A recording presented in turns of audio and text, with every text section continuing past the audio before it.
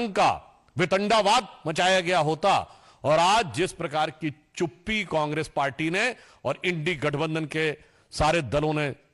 साध रखी है, उसके ऊपर हमारा उनसे सीधा सवाल है। और यह साफ दर्शाता है कि जनता की गाढ़ी कमाई से बनी हुई सरकारी संपत्तियों को हड़पने में ये सब एक दूसरे से मिले हुए हैं और सब एक दूसरे को मौन समर्थन दे रहे हैं। नेशनल हेराल्ड केस में आप सबको याद होगा, कभी आपने सुना है कि कोई ऐसी कंपनी जिसमें सैकड़ों करोड़ की, मतलब 2000 से लेकर 3000 करोड़ तक की संपत्ति हो और वो 90 करोड़ की देनदारी में बिक जाए, और वो भी जबकि तीन अखबार उसके थे। आप सब पत्रकार हैं, मैं कहना चाहता हूं 3 अखबार, नेशनल हेराल्ड, हिंदी में नवजीवन और उर्दू में कौमी आवाज। 10 साल इनकी सरकार रही, ज्यादा नहीं, केवल 1-1 करोड़ का विज्ञापन देते रहते तीनों अखबारों को, तो 10 साल में कर्जा उतर जाता 90 करोड़ का। राजीव गांधी फाउंडेशन को 150 करोड़ मिल सकते थे, मगर इनके अनुसार स्वतंत्रता आंदोलन का संचालन करने वाले नेशनल हेराल्ड की सोसाइटी को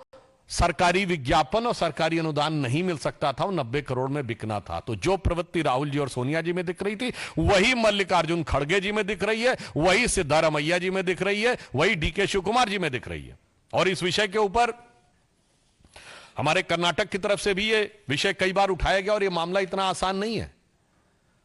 हमारे मेंबर ऑफ पार्लियामेंट लहर सिंह सुरैया जी ने इस विषय को टेकअप भी किया हुआ है, और वहां पर सीएजी ने जो अपनी रिपोर्ट में पॉइंट आउट किया 2017 से, उसमें लिखा है to ask the committee to fix the responsibility for violating the guidelines of the court order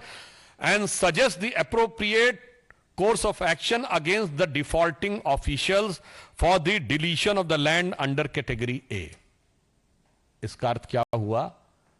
कि यदि आज कांग्रेस पार्टी के नेता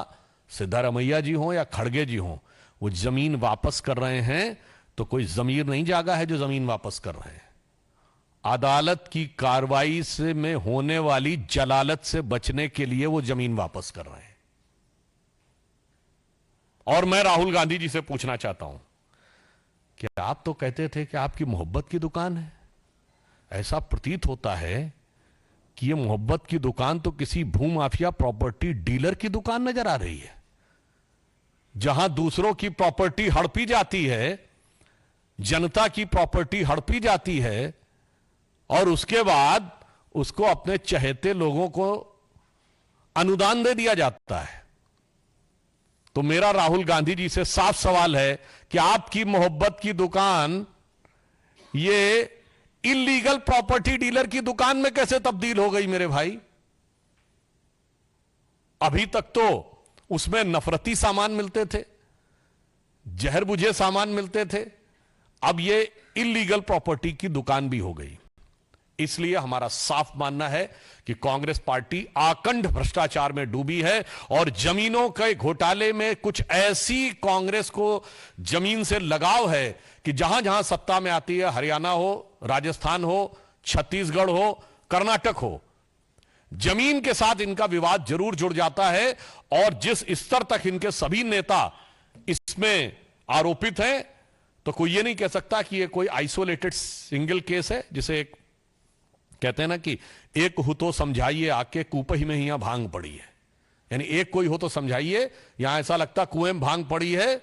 या ये 99 के नशे में बहुत मदहोशी थी ना कांग्रेस की, तो ऐसा लगता है कि जमीन को देखकर तो उनको ऐसा लगता है कि जिसको देखो वही आज मदहोश है, आज तो मैं दीवाना गजब ढा गया। तो जब से वो दीवाना बने हैं, जो जोश के साथ 99 के खुमार के साथ, तब से वो गजब ढा रहे हैं, और जनता पे कितना गजब और कहर ढाया जा रहा है वो हमारा साफ है। इसलिए हम कांग्रेस से सवाल कहना चाहते हैं कि आप बताइए कि नैतिकता के आधार पे जिन लोगों ने जमीन वापस कर दी, क्या उन्हें इस्तीफा नहीं देना चाहिए? जब आपने स्वीकार कर लिया कि यह जमीन गलत आवंटित थी, और वह भी सीएजी की रिपोर्ट और कई कोर्ट की प्रक्रियाओं के शुरू होने के बाद, राज्यपाल के द्वारा परमिशन मिलने के बाद, तो कांग्रेस अध्यक्ष, कांग्रेस के मुख्यमंत्री और राहुल जी और सोनिया जी से मैं पूछना चाहता हूं कि सिर्फ जमीन वापस करने से काम नहीं चलेगा। यह बताइए कि अगर जमीन वापसी की है तो क्या नैतिक आधार पर आपको इस्तीफा नहीं देना चाहिए? The BJP